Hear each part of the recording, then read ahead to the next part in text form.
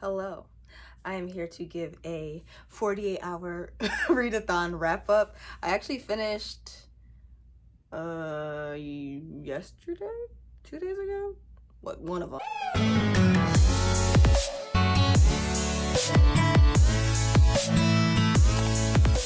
I'm here to let you guys know what I accomplished in my 48 hours of reading. I'm not gonna lie, I'm a little proud of myself. I'm pretty proud. I feel like I learned some lessons during this 48-hour readathon. I think my biggest mistake was the first night I fell asleep. Like, I was listening to an audiobook and I was like, I'm just gonna lay down and just listen to this audiobook. But I was already tired, but I didn't expect to like fall asleep for like 9 hours. Like, I fell asleep and like slept. So I feel like if the first night I didn't fall asleep and I started reading Tokyo Ghoul, I would have probably got to my goal. My goal really was like 13 books because mangas are really quick for me. I finished them in like 30 to 45 minutes and I probably could have finished the box set, but I'm still on a mission to finish the box set. That's still going to happen. So I read a total of 8 books. I read 8 books. So I read 4 Tokyo Ghoul books. I read volume, is this upside down? Yeah. I read volume 3, 4, 5, and 6.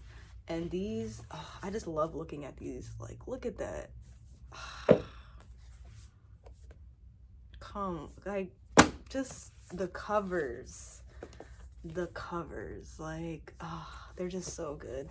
I just love Tokyo Ghoul. I really want to watch the anime, but it's just, I've heard it, like, not the best things about the anime. I think I heard like season 3 isn't the best, so I don't know. That's why I want to finish the manga first. But so I read 4 of Tokyo Ghoul. I read a graphic novel, which was this beauty, The Girl from the Sea, bada bing. And I read the rest of this because I think I was already like 50 pages into this book. So I read the last like 170 whatever pages left. So I finished this as well, and then I listened to 2 audiobooks. Like I said in one of the clips, the audiobooks that I was finding and that I really wanted to read were so fucking long. They were like between 8 to like 13 hours. And I was just like, can I just find a few like 4-hour audiobooks, like, because I hit that on 2 times speed and I'm just like good to go. But like everything I was finding was like really long. So the 2 audiobooks that I read were One Last Stop, and I read this like short audiobook because I was like on a mission to find a short audiobook because I was like, I can squeeze in one more book. And I actually ended up loving this audiobook like a lot, and it was about a trans woman, and I'm trying to remember the name of it. It's something really long, like Femme Fatal or something like that. Let me see. This iPad is so huge. It's called Fierce Femmes and Notorious Liars, a dangerous trans girl's fabulous memoir. So this is a memoir of a trans woman. The audiobook was about 4.5 hours. I listened to it on 2 times speed. I feel like I have more to say about the audiobook, so maybe I'll start, this is about to be so long. I'll start with Tokyo Ghoul because there's not much I have to say about this. So Tokyo Ghoul, I read volumes 3, 4, 5, and 6. Since I already read the first 2 volumes, I have the box set, so I was just trying to like knock that out.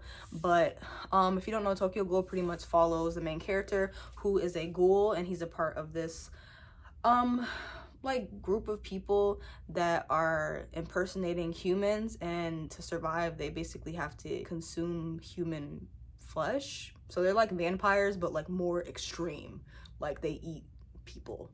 But some of them are really good. They try to make sure they only eat people that are already dead, or people that are bad, or they just drink the blood. Like they really just tried to, some of them really try to just like coexist with humans, but then there's other ones that are like crazy. There's always good ones and bad ones. So basically there's ones that want to coexist and ones that don't.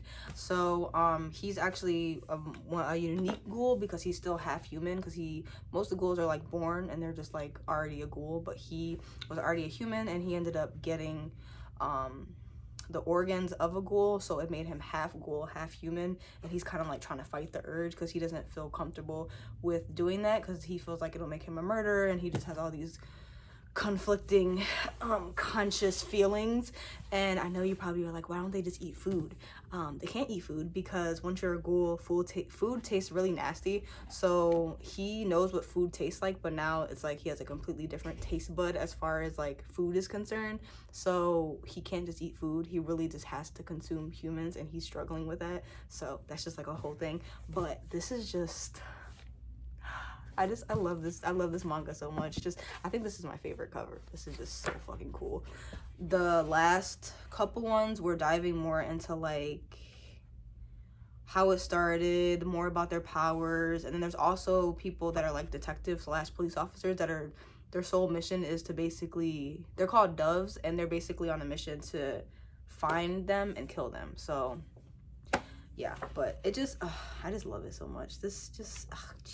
So basically I gave all of these 4 stars. I think I gave the last one 3 stars because it more of just like talking about like it kind of followed more of like the doves and like why they're so motivated to find all of these ghouls or whatever. So I gave this one 3 stars, but the rest of them I gave them 4 stars. It's thundering. So I swear every time I film it's thundering. So that is the gist of all of these bad boys. I read this graphic novel. It is so freaking cute. So this one basically follows this 15-year-old. Her name is Morgan, and she is basically just trying to ride a straight line all the way up until she goes to college, where she can like be out and be gay and be fabulous, but she just doesn't want to cause an uproar in like her small town because everyone knows each other. So she's kind of just like faking the funk and just like keeping her little friend group or whatever. But then she ends up meeting this girl who I thought was a mermaid because hello, girl undersea, but she's actually not a mermaid, she's a seal. It's like, I was not expecting, I don't know what, I really thought she was a mermaid, but she's a seal.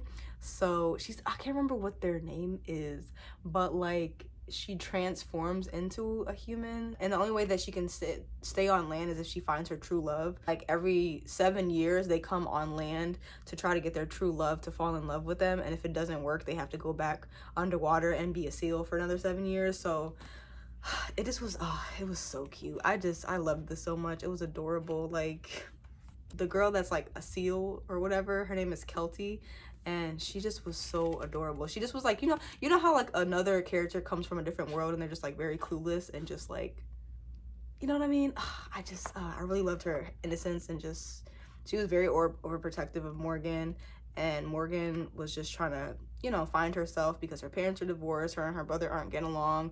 She kind of sick of her friends, so she just was trying to find out like who she is or whatever. It was so cute. I give this 5 stars. It was adorable. I love this so much. If you don't have this, The Girl from the Sea, please pick it up. Thank you. So this book, I had already started it. I think I was like 60 or so pages in. I had to reread the last chapter I had stopped on because I was not paying attention to that chapter. I had glazed over it, so I had reread that and then finished this book. And Shannon McGuire, well, and this, I think this is like her pen name for her children's books or her middle grade books, which is Deborah Baker. She just knows how to just put you in a different world. So basically this book follows like 2 main characters, and they end up in a different world when they climb over a wall, and now they're like on a mission to try to get back home. And she just does it so perfectly, because they're never too long. Like she never, like any other books that I've read that are like short, I just feel like it's missing something, or books that are like really, really long, I just feel like this could have been shorter sometimes. But like this, the length of her books, like books that are set in different worlds, is just always perfectly done, and just was really nonsensical. And everything that was happening, I could just picture it in my head so vividly. And she just is so good at describing stuff, and just really like challenging like just like common knowledge and like common things that we just follow in day-to-day life. I like to see the like challenge in it. So yeah, this was really cute. And I think there's a second book. I didn't know this was a series. I thought I was just gonna wrap up in one book, but this is a series, so I think there is a second one, and I am gonna pick that one up. But this was very cute. So then I read 2 audiobooks. The first one that I read was One Last Stop, And that one basically, everyone has been reading this book, but it follows the main character. Her name is August, and she just moved to New York, and she ends up meeting this girl on the train who actually is like not time stuck, like she's not a time traveler, but she's like stuck in time. So she's basically been on that train for like since like the 70s. So she's trying to help her figure out how to get off of that train, and they also end up falling in love and all this stuff. And August is like finishing up college, and she's trying to figure herself out and just figure out what she wants to do, who she wants to be before she like plummets into adulting. So that's basically what that follows. And I wrote notes on this one because I gave this 3 stars. So I was interested to see like where I fell for this on this. Ooh, I'm ashy, child. Ooh. I might need to grab some lotion. Do I want to get up right now? Not really. Y'all just gonna have to deal with the ash, okay? Because I'm not getting up. It's a really hyped book, and I feel like people either love it or they just think it's okay. And I've seen so many of my friends really love this book, but I just thought it was okay. I don't know. It was a lot that was happening where it's like I really enjoyed it. Like I loved the friendship group because it was like found family. It was very diverse. All of the characters had huge personalities. I liked August. I feel like a lot of people are like indifferent with August, or they don't really care for her, but I liked August. I didn't really like Jane. Like I'm not it just was something about her. She reminded me of Shane from the L Word. Somalian head trip, the espresso of the day. Is that different than a regular shot? No. It's not? No. Okay. Well then can I have 2 of whichever's strongest? Okay. Okay? And can I have it filled in a tall cup halfway?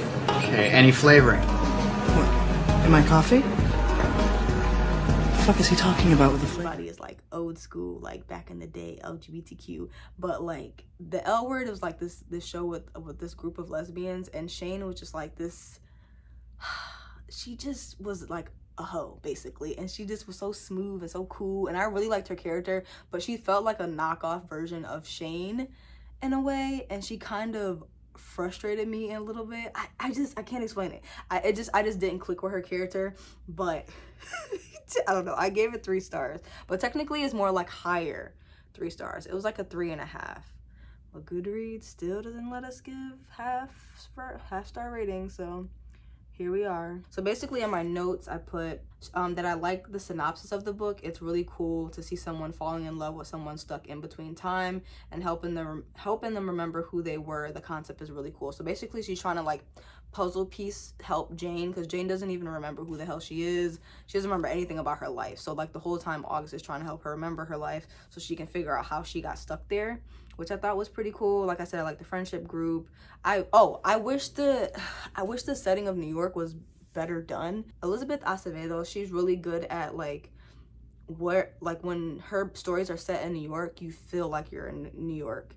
And like it didn't feel like that with this book. It just felt like this book could have been in any other place. You know what I'm saying? Like it just was like small things that could have been added. There were small things that could have been added to the story to just make it feel more like New York. You know what I mean? So I just feel like it was just lacking with that. Like the atmosphere was like, eh.